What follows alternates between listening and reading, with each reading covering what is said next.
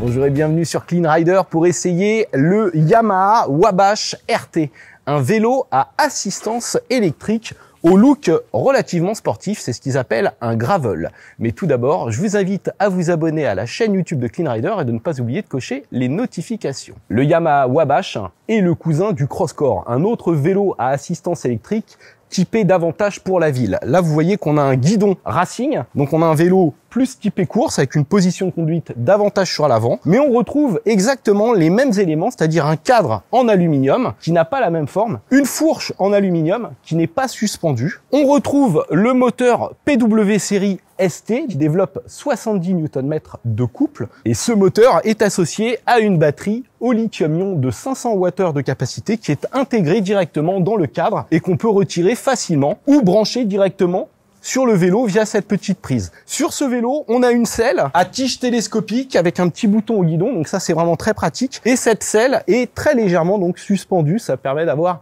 un petit peu d'amortissement. Concernant la transmission, on a un dérailleur à 11 vitesses, un plateau à 44 dents et une cassette de 11 à 42 dents. Ici, on a un petit écran digital qui sert d'instrumentation, qui permet de régler la puissance de l'assistance électrique, donc du moteur, et on a un mode automatique qui va adapter en continu l'assistance en fonction de votre pédalage. Mais ça va pas changer de vitesse automatiquement. Ça, c'est à vous de le faire avec les petits boutons qui sont au niveau des freins. Freins entièrement à disque, à l'avant et à l'arrière. Ce sont des freins Shimano, tout comme le dérailleur et la cassette. Passons maintenant au guidon. Allez, on est parti sur une petite route de gravier puisque c'est un gravel, donc en route. Donc là, on peut pas voir sur quelle vitesse on évolue, hein. Donc on est sur un vélo plutôt typé course, vous avez compris. Les pneus, c'est du 700 par 40. On parle pas en pouces hein, sur ce type de vélo. Et donc j'ai un cadre très rigide puisqu'on n'a pas de suspension, hein, on a juste la petite selle. Donc c'est ferme hein, évidemment. La position est très en avant comme vous pouvez le voir. Donc on peut le prendre comme ça, on peut le prendre comme ça. Alors quand on est comme ça, on a quand même accès au frein. Et là j'ai mis donc l'assistance en mode automatique. Ça évite d'y penser à l'assistance. Là j'arrive, hop, vous voyez, sur du bitume. Donc les pneus ont des petits crampons qui offrent une bonne adhérence. Par contre je suis secoué, donc là vous voyez je me lève. Mais ça gigote hein. Là un petit ralentisseur, boum. On peut faire des sauts, cela dit, c'est maniable, c'est rigide. Puis la batterie est très bien intégrée dans le cadre. C'est un vélo qui est bien fini aussi, hein. Regardez, là, je vais essayer de faire un petit saut. Hop là, saute tout seul. Alors, au niveau des freins, c'est vraiment plaisant. Là, regardez, on a un bon dosage. Et ça bloque pas tout de suite, de l'avant notamment. Donc, l'assistance n'est pas très très forte, mais suffisante pour se retrouver à 25 sans forcer.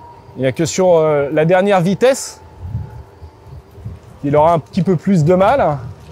Mais encore une fois, c'est le moteur de première génération, hein.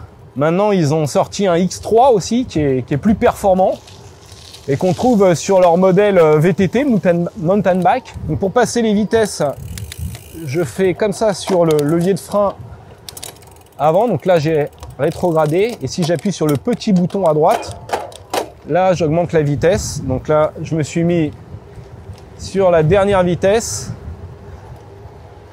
Et ça y est, je suis à 26. Là, je suis face au vent, mais ça va, il me paraît pas trop lourd. On est à 21,4 kg. Donc évidemment, ça va être plus lourd qu'un vélo de route sans assistance, mais franchement, vous voyez, là, pour évoluer à 26-30, si je veux tenir une moyenne de 50, ce sera différent. Alors, au niveau de la batterie, c'est 500 Wh, ça permet de faire à peu près 40 km. Ça se recharge en 4 heures à fond. Mais 2 heures suffisent pour faire un plein à 80%. Et au niveau du tarif, eh bien, on va être à 3 990 € environ. On n'a pas encore les prix définitifs. C'est 1 000 € de plus que le Crosscore, parce que le Crosscore, qui est plus un vélo urbain, mais avec une petite fourche, et je trouve plus polyvalent, je dirais, pour un usage quotidien. Là, on est vraiment sur un produit plus sportif. Donc, je trouve ça quand même relativement cher, même si Yamaha, encore une fois, est réputé pour la fiabilité de ses produits. Et on peut bénéficier du réseau Yamaha pour faire entretenir son véhicule comme une moto. Et ça, c'est quand même un point fort. J'espère que cette vidéo vous a plu. Je vous invite à vous abonner à la chaîne YouTube de Clean Rider. Et je vous dis à très bientôt. Ciao!